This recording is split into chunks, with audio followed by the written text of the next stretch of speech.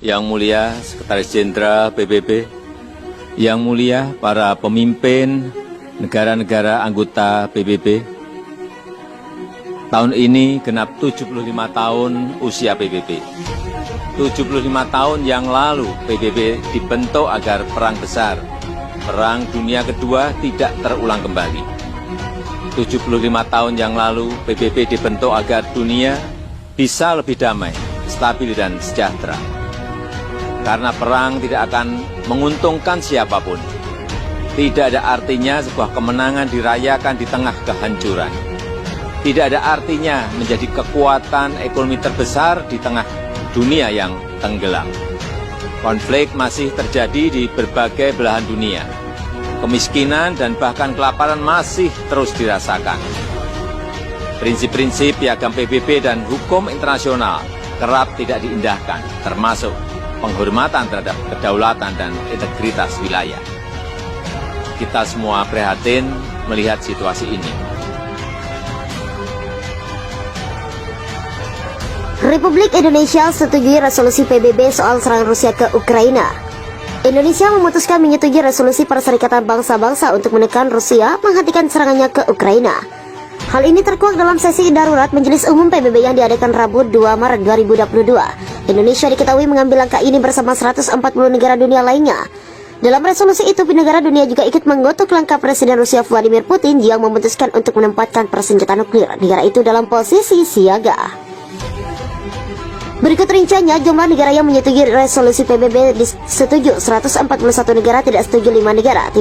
Selain Indonesia, beberapa negara Asia Tenggara juga menyetujui resolusi ini seperti Malaysia, Timor Leste, Singapura, Thailand, Kamboja, Filipina, dan Brunei Darussalam.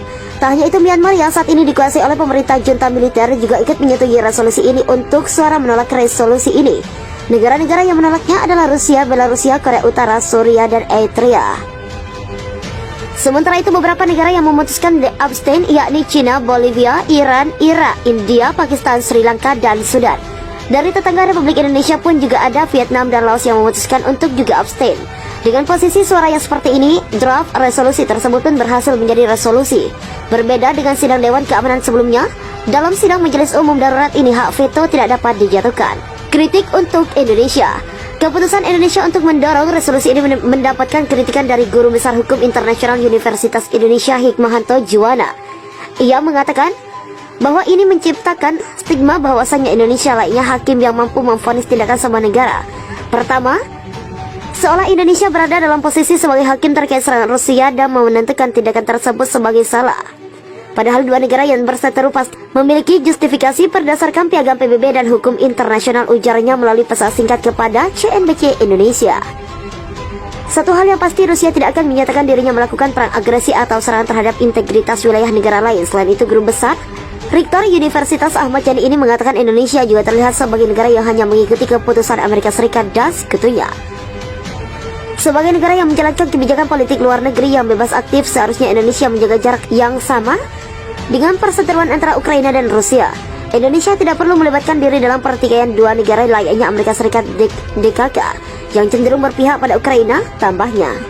Pemerintah Indonesia mengeluarkan pernyataan resmi mengenai situasi terkini di Ukraina pasca serangan Rusia. Juru bicara Kementerian Luar Negeri Tengku Faizasyah mengungkapkan ada 4 sikap pemerintah terhadap eskalasi konflik di wilayah tersebut. Pertama, prihatin atas eskalasi konflik bersenjata di wilayah Ukraina yang sangat membahayakan keselamatan rakyat dan berdampak bagi perdamaian di kawasan, kata Faizasyah dalam proses briefing yang diadakan secara daring Kamis 24 Februari 2022. Kedua, pemerintah Indonesia mengingatkan agar kedua negara menaati hukum internasional dan piagam PBB terkait integritas terhadap wilayah teritorial di suatu negara. Mengecam segala tindakan yang nyata-nyata merupakan pelanggaran wilayah teritorial dan kedaulatan suatu negara, kata Faizasyah. Ketiga, pemerintah Indonesia menegaskan agar semua pihak tetap mengedepankan perundingan dan diplomasi untuk menghentikan konflik dan mengutamakan penyelesaian secara damai. Keempat, KBRI Kiev telah mengambil langkah-langkah yang diperlukan untuk menyelamatkan WNI di Ukraina sesuai dengan rencana kontingensi yang disiapkan. Seperti diketahui, Presiden Rusia Vladimir Putin pada Rabu 23 Februari 2022 mendeklarasikan perang dengan Ukraina.